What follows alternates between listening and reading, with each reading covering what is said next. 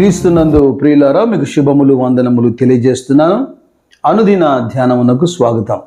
దేవుని మహాకృపను బట్టి మనం హెబ్రీ పత్రిక కూడా సంపూర్ణం చేశాం. ఈ దినం యాకోబు వ్రాసిన పత్రిక మొదటి అధ్యాయం మనం ధ్యానం చేస్తున్నాం. ఈ అధ్యాయంలోని 2వ వచనం నేను చదువుతున్నాను, 2-3 వచనాలు. నా సహోదరులారా, మీ విశ్వాసమునకు కలుగు పరీక్ష ఓర్పును పుట్టించునని ఎరిగి మీరు నానా విధములైన శోధనలో పడినప్పుడు అది మహానందమని ఎంచుకొనుడి. ఈ అధ్యాయంలో 2-3 మార్లు ఈ శోధన గురించే పౌలు మాట్లాడుతున్నాడు. అయితే కొన్ని ప్రాముఖ్యమైనటువంటి విషయాలు నేను మీ ముందు ఉంచడానికి ఇష్టపడుతున్నాను. పౌలు యొక్క ఉద్దేశం ఏంటంటే, శోధన కలుగుతున్నప్పుడు ఆ శోధనలో మనము వెనకబడిపోకుండా, కృంగిపోకుండా, ఒక మాట చెప్పాలంటే ప్రాఫిటింగ్ ఫ్రమ్ ట్రయల్స్, శోధనలో కలిగే లాభాలు లేదా శోధన ద్వారా వచ్చేటువంటి మేలులు అనొచ్చు. ఇది కొద్దిగా మనకు అర్థం అవ్వాలి. ఎందుకంటే అపోస్తుల జీవితాల్లో కూడా పేరుకు చాలా గొప్ప అపోస్తులుగా వారు చలామణి అయ్యారు, కానీ వారి జీవితం అంతా కూడా చాలా కష్టాలు కూడా నడిచింది. అనేక హింసలు ఆ రోజుల్లో వాళ్ళు పొందినట్టుగా మనం చూస్తాం. కానీ శ్రమల మధ్యలో, హింసల మధ్యలో వారి యొక్క ఆలోచన విధానం ఎలాగుందో మీరు చూస్తారా? అపోస్తుల కార్యము 5వ అధ్యాయంలో ఇలా రాస్తారు. 41వ వచనంలో, అంటే 40వ వచనంలో వారిని ఆ బెత్తాలతో కొట్టించి, ఇక యేసునామంలో మీరు బోధించకూడదని బెదిరించి వారిని పంపించినప్పుడు సిగ్గుపడకుండా, అవమానపడకుండా, లేదా వారి మీద తిరుగుబాటు చేయకుండా వీరేమంటున్నారంటే, ఆ నామము కొరకు అవమానం పొందుటకు పాత్రులని ఎంచబడినందున వారు సంతోషించుచు సభ ఎదుటి నుండి వెళ్ళిపోయి ప్రతిదినము దేవాలయంలోనూ ఇంటింటను మానక బోధించుచు యేసే క్రీస్తుని ప్రకటించుచు ఉండిరి. వీరి యొక్క ఉద్దేశం చూడండి. యేసు అనే నామము ప్రకటించొద్దని వాళ్ళు ఖండితంగా ఆజ్ఞాపిస్తుంటే, ఆ నామము కొరకు హింసించబడ్డానికి, ఇలా దెబ్బలు తినేదానికి, అవమానించబడేదానికి యోగ్యులని ప్రభు మమ్మల్ని ఎంచాడు కదా అని వాళ్ళు మహానందంతో ఇంకా ఇంటింట మరి వెళ్తూ వీధుల్లో, సమాజ మందిరాల్లో దేవుని సువార్తను ప్రకటిస్తూనే ఉన్నారు. అంటే హెబ్రీ గ్రంథకర్త ఒక మాట అంటాడు కదా, ప్రస్తుతము మనకు దుఃఖకరముగా అనిపించిన, అభ్యసించిన అది నేర్చుకొని మన జీవితాల్లో అభ్యాసం కావాలి. రోమ పత్రికలో కూడా 5వ అధ్యాయంలో 3-4 వచనాల్లో మనకు బాగా తెలిసినటువంటి లేఖనమే ఇది. అంతేకాదు, శ్రమ ఓర్పును, ఓర్పు పరీక్షను, పరీక్ష నిరీక్షణను కలగజేయనని ఎరిగి శ్రమల యందు అతిశయపడదుము. అక్కడేమో సంతోషపడుతూ వెళ్తూ మరి సువార్తను ప్రకటిస్తున్నారు. ఇక్కడ అతిశయ కారణం చూడండి. కొందరేమో గుర్రములను బట్టి, రథములను బట్టి అతిశయిస్తారు. అయితే మనమైతే మన దేవుడైన ఆ క్రీస్తు యొక్క నామమును బట్టి అతిశయం. సువార్తలో ఎదురవుతున్న శ్రమలలో అతిశయపడే మనస్తత్వం ఈ అపోస్తుంది. పేతురు కూడా తన పత్రికలో మాట్లాడుతూ మొదటి పత్రిక 4వ అధ్యాయంలో 14వ వచనం మనం చదివితే, క్రీస్తు నామము నిమిత్తము మీరు నిందల పాలైన ఎడల మహిమా స్వరూపి అయిన ఆత్మ, అనగా దేవుని ఆత్మ మీ మీద నిలుచుచున్నాడు గనక మీరు ధన్యుడు. చూసారా, క్రీస్తు కోసం శ్రమ పడుతున్నప్పుడు మనం అనుకుంటాం మనతో ఎవరు లేరని మనం అనుకుంటాం, ఒంటరిగా మనం శ్రమ పడుతున్నాం అనుకుంటాం. కానీ క్రీస్తు కొరకు శ్రమ పడుతున్నప్పుడు ఎంత స్పష్టంగా చెబుతున్నాడు చూడండి. మహిమా స్వరూపి అయిన ఆత్మ, అనగా దేవుని ఆత్మ మీ మీద నిలుస్తున్నాడు. ఆ శ్రమలను అధిగమించేట్టుగా, శ్రమలను తట్టుకునేట్టుగా, ఆ సామర్థ్యం కలగజేసేందుకు, ధైర్యపరిచేందుకు దేవుని ఆత్మ నిలబడుతుంది మీ మీద, కనుక మీరు ధన్యులు. అందుకే యాకోబు ఈ శ్రమల గురించి కొనసాగిస్తూ 4వ వచనంలో చూడండి, అంటే శ్రమల ద్వారా వచ్చేటువంటి ఒక అవుట్కమ్ మాట్లాడుతున్నాడు.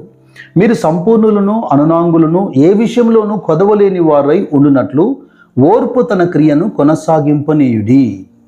శ్రమల మధ్యలో మనకు తెలిసినట్టుగా భౌతికంగా కేవలం కన్నీరు, దుఃఖము, లేదా బాధ, హింస, ఇది మాత్రమే భౌతికంగా ఆలోచిస్తే కనబడుతుంది.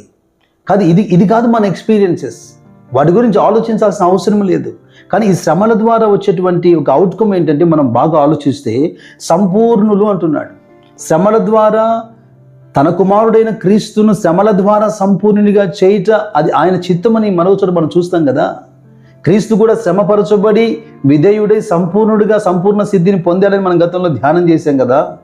ఇక్కడ ఒక పేషెన్స్ వస్తుంది, తర్వాత ఒక పర్ఫెక్షన్ వస్తుంది, ల్యాకింగ్ నథింగ్ అంటున్నాడు. ఏ కొదవ లేని వారుగా, అంటే శ్రమల ద్వారా కొదవ లేని వారిగా, తర్వాత ఓర్పు కలిగిన వారిగా, సంపూర్ణులుగా ఈ సాగిపోయేటువంటి ఈ ఆధిక్యత శ్రమలోనే దొరుకుతుంది. అయితే కొన్ని సందర్భాల్లో మనం అనుకుంటూ ఉంటాం, ఎందుకు శోధనలు నాకే కలుగుతున్నాయి, శోధనలు ఎందుకు మా కుటుంబంలో వస్తున్నాయి. మనకు అర్థం అవ్వదు. కానీ లేఖనం ఇచ్చేటువంటి ఒక మంచి వివరణ నేను మీకు చూపిస్తాను. పేతురు తన మొదటి పత్రికలో మొదటి అధ్యాయంలో 6-7 వచనాల్లో రాస్తున్నాడు, శోధన ఎందుకో, ఇందువలన మీరు మికిలి ఆనందించుచున్నారు కానీ అవసరమును బట్టి నానా విధములైన శోధనల చేత ప్రస్తుతమున కొంచెము కాలము మీకు దుఃఖము కలుగుచున్నది.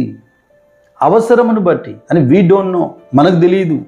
మనమంతా సంపూర్ణులుగా ఉన్నాం, ఏ తొందర లేదు, భక్తిలో కొనసాగుతున్నాం అని అనుకుంటున్నాం.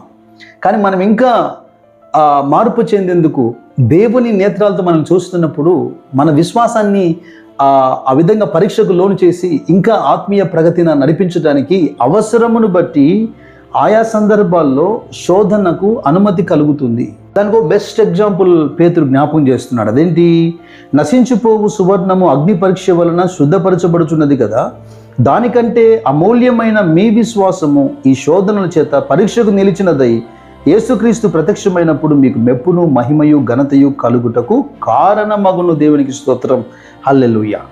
మనం పైన ఆలోచిస్తాం, లేదా శోధన కలిగినప్పుడు మనం ఏదో పొరపాటు చేసామని ఆలోచిస్తూ ఉంటాం, లేదా మనుషుల మాట మనము లక్ష్య పెడుతూ ఉంటాం, భౌతికమైనటువంటి ఆ ఇబ్బంది మీద మనము కాన్సన్ట్రేషన్ చేస్తుంటాం. నో, లేఖనం అంటుంది అవసరమును బట్టి అప్పుడప్పుడు ఈ కలుగుతున్న అగ్ని పరీక్ష లాంటి ఈ శోధన సువర్ణాన్ని ఎలాగా పరీక్షకు లోన్ చేసిన తర్వాత దాన్ని కొత్త మెరుపులు తీసుకొస్తుందో యోబు ఒక మంచి స్టేట్మెంట్ ఇస్తాడు కదా. తన గ్రంథంలో 23వ అధ్యాయంలో యోబు మాట్లాడుతూ అంటాడు, ఇక్కడ 10వ వచనంలో, ఆయన నన్ను శోధించిన తర్వాత నేను సువర్ణం వలె కనబడుదును అంటాడు.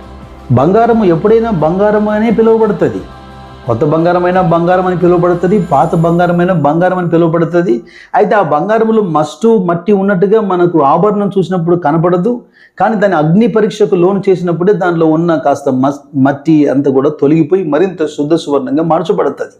ఈ దైనందిన జీవితంలో మనము ఈ లోకంలో కొనసాగుతుండగా మనకు తెలిసి తెలియక ఎంతో కొంత మాలిన్యం ఈ పాదాలకు అంటుకుంటున్నప్పుడు, ఈ అగ్ని పరీక్ష గుండా వెళ్తున్నప్పుడు భక్తులను మరింత సువర్ణంగా ఆయన మారుస్తూ ఉన్నాడు.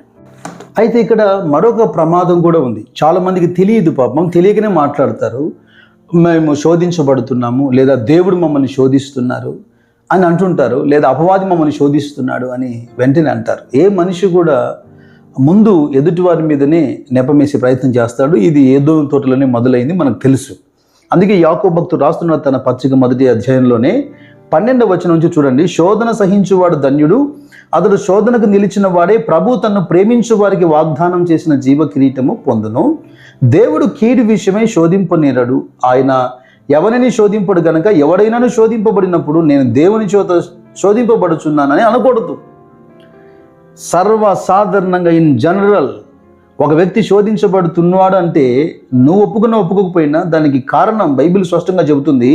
ప్రతి వాడు తన స్వకీయమైన దురాశ చేత, ఇక్కడ దురాశ రాయబడింది కానీ either it is good or bad. మీరు అనొచ్చు దురాశ ఉంది కదండి, అందులో మంచి కూడా ఉంటుంది అంటే, కొంతమంది ఆత్మ సంబంధమైన కార్యక్రమాలు చేసే విషయంలో కూడా ఇతరులతో పోటీ పడుతూ దేవుడు తమకు ఇవ్వని పరిచర్యను కొనసాగించడానికి మరలు గొల్పబడి శోధించబడతారు. శోధించబడ్డం అంటే పాపం చేసేదానికే కాదు. క్రైస్తవులు, సేవకులు, భక్తులు ఎందుకు పాపం చేస్తారు? కానీ తమకు ఇవ్వని పరిచర్య, ఏదో అంటారు కదా సామెత, రాయలసీమలో నక్కను చూసి కుక్క వాత పెరుగున్నట్టు అన్నట్టు, తమకు అపజెప్పని పరిచర్య, తమకు సమ్మతి లేని పరిచర్య, లోకంలో జరుగుతున్న పోటీ కొలది వారు కూడా ఒక పేరు ప్రఖ్యాతులు రావాలని నిత్యము మీడియాలో కనబడుతుండాలని చేసే ప్రయత్నాలు ఉన్నాయే. అనుక్షణం మనిషి శోధించబడుతూ మరలు గొల్పబడుతూ ఈడవబడుతూ ఉన్నాడు. ఇది స్వయంకృత అపరాధం. అయితే యోబు జీవితంలో, ఆ గొప్ప భక్తుని జీవితంలో అనుమతించినటువంటి శోధన లాంటిది ఏదైనా దేవుడు అనుమతిస్తే కీడు కొరకు ఆయన అనుమతించాడు, మేలు కొరకే అనుమతిస్తాడు. నేను ముగింపుగా ఒక స్టేట్మెంట్ ఇస్తాను, ఒక మాట చెబుతాను అందరికీ అర్థమయ్యేలాగా. ఒకవేళ మనము పరిశీలన చేసుకుందాం, మరలు కొల్పబడి శోధించబడుతున్నామా, పశ్చాత్తపడి ప్రార్థన చేద్దాం.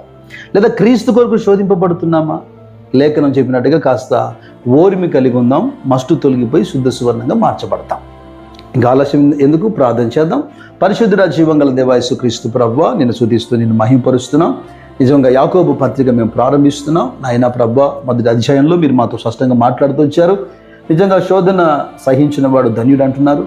అంత మాత్రమే కాక శోధనలో పడుతున్నప్పుడు అపోస్తులు మరి నీ ప్రేషిష్యులు ఎలాగా సంతోషంగా ఆనందంగా అతిశయపడుతూ అందుకు యోగ్యులము అర్హులమని ప్రభు ఎంచినందుకు సంతోషపడ్డారు.